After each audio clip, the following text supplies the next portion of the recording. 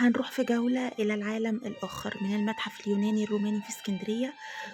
التوابيت من العصر الروماني. بمجرد دخولك فعلا انت انتقلت للعالم الآخر. انت بتعيش جوه المتحف وانت بتتجول كأنك في عالم آخر. توابيت من العصر الروماني، كلها من العصر الروماني واليوناني والبطلمي. حاجة تدعو للفخر والاعتزاز مع الشعور الكبير بالرهبة. المكان، الموسيقى التصويرية، رائحة الحوائط، رائحة التوابيت، رائحة المومياوات، أحاسيس كده كتير مختلفة. بجد مصر فيها أجمل وأعظم حضارة على وجه الأرض. تعالوا ناخد جولتنا في المتحف اليوناني الروماني. واحنا بنتجول سوا تعالوا هقول لكم الأول تفاصيل الدخول للمتحف اليوناني الروماني. أولا هو موجود في شارع فؤاد أمام مبنى المحافظة القديم. مفتوح كل أيام الأسبوع، أيام العطلات الرسمية، الأعياد، المواسم. مفتوح باستمرار من 9 صباحا لحد 4:30 مساء. أسعار بقى التيكت، أولا دخول بالبطاقات الإلكترونية. أسعار التيكت بالنسبة للمصريين 40 جنيه، وللطلبة المصريين 20 جنيه. الأجانب السائح الأجنبي الدخول ب300 جنيه، وللطالب السائح الأجنبي لو طلبة يعني أجانب هيبقى ب150 جنيه. في طبعا فئة هتدخل مجانا. شوفوا بس وركزوا معايا في التفاصيل المتحف بيحتوي على 6000 قطعة أثرية بتمثل الحضارة الرومانية واليونانية. كل قطعة تحتيها التفاصيل بتاعتها، اسم التمثال ده يعني لمين ووجد فين وسنة كام. أما عن الفئات اللي هتدخل مجانا المتحف فهم ذوي الهمم، والأطفال أقل من 6 سنوات، وكبار السن فوق 60 عام سواء مصريين أو أجانب.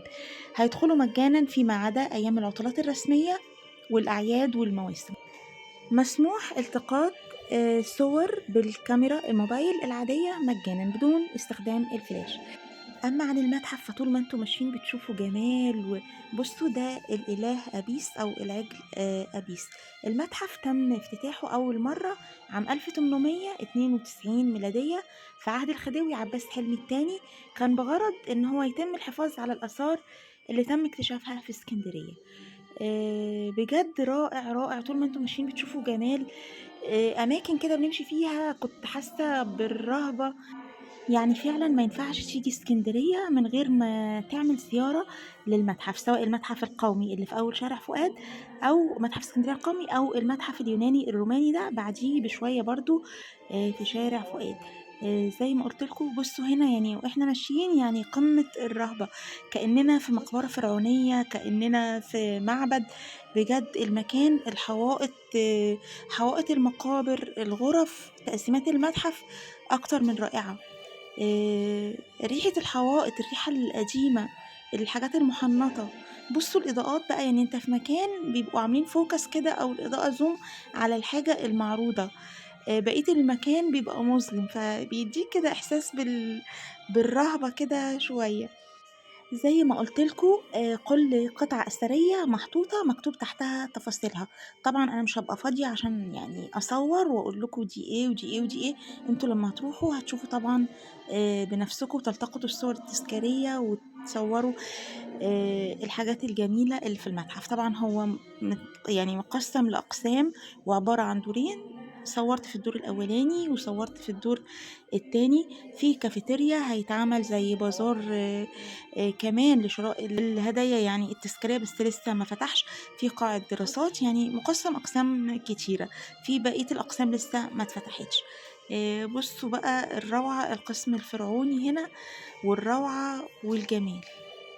بجد بجد يعني قمة الفخر والاعتزاز ببلدنا وبالحاجات الجميلة. حاجات بقى صغيرة، ذهبيات، حاجات حلوة جدا جدا لكل الحقب الزمنية.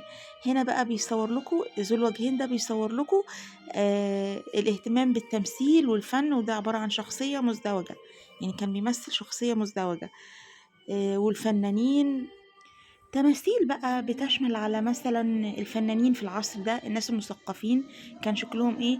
تمثال هرقل، الاسكندر، بطليموس، يعني القادة اللي كانوا موجودين. تمام.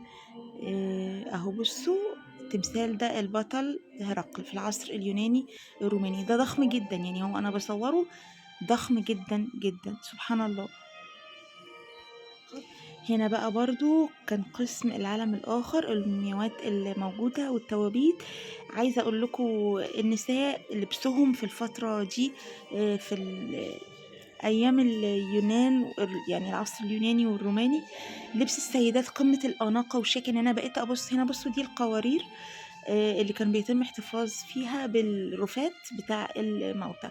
هنا برضو أهي التوابيت صورتها لكم قبل كده، اللي هي بتاعة العالم، قسم العالم الآخر. ده برضو تابوت. هنا بقى داخلين على العصر البيزنطي.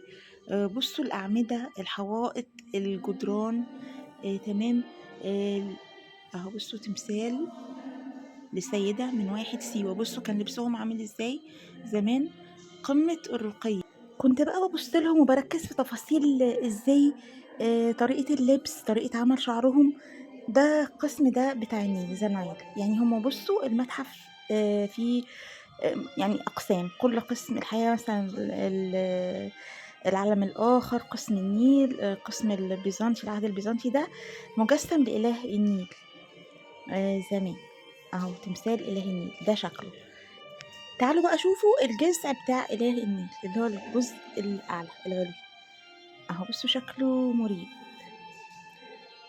زمان. بقيت القسم ده كله كده قسم النيل. تمام. بتتصوروا بقى، المكان طبعا كبير وواسع جدا. وهنا الجزء بتاع التجارة زمان. تمام. طبعا تفاصيل زي ما قلت لكم، كل حاجة مكتوب عليها التفاصيل وانتوا بتتجولوا كده. ودي عملة اسكندرية القديمة، عملات يعني عملات ذهبية وعملات فضية. معظمهم مرسوم عليهم وجه، يعني محفور عليهم وجه الإسكندر. وباقي العملات عليهم محفور عليهم أوجه تانية. يعني دي العملة اللي كانوا بيتعاملوا بيها في اسكندرية زمان، ذهبية وفضية كتير جدا. بصوا كمان البتارين اللي ورا، بجد بجد أكتر من رائع، يستحق الزيارة. اللي بيعشقوا بقى أو اللي بيحبوا الحاجات الأثرية فدي يعني لازم لازم تزوروه. ده رأس الإله سيرابيس. هنا بقى رؤوس كل رأس مكتوب جنبها هو ده.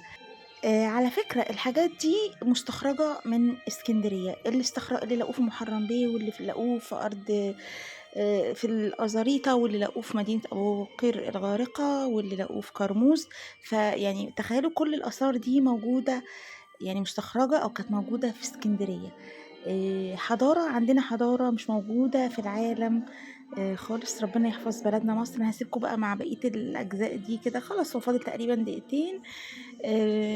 المتحف كبير جدا، معرفتش اصوره كله، يعني ده اللي قدرت اصوره قدر الامكان. تمام. زي ما قلت لكم اخر ميعاد تاخدوا فيها تيكت 4 من 9 صباحا، اخر ميعاد لقطع التيكت 4:30، لان المتحف بيقفل 5 خلاص على كده. خلاص. مصر جميلة، ربنا يحفظ بلدنا من كل سوء يا رب. دعواتنا لفلسطين واهلها ان شاء الله. في حاجة كمان عايزة اقولها لكم، تحت في البهو بتاع المتحف موجود تمثال ضخم جدا جدا لإيزيس. تمام. ده استخرج من مدينة هرقليون الغارقة. ما تنسوش تشوفوه تحت في البهو وانتوا خارجين وتتصوروا عنده. خلاص. اشوفكم بقى على خير. هنا احنا كده خلصنا. هنا بعد ما خلصنا جولة في المتحف نوريكم بقى الأجواء بره دلوقتي، وروعة وجمال شارع فؤاد. جميل، يستحق الزيارة، يدعو كده للفخر. يعني بجد تحسوا بالفخر كده والعظمة، وإن احنا لينا تاريخ ولينا حضارة. ربنا يحفظ بلدنا يا رب. ونشوفكم الفيديو الجاي إن شاء الله على خير. السلام عليكم. جيجي راديو.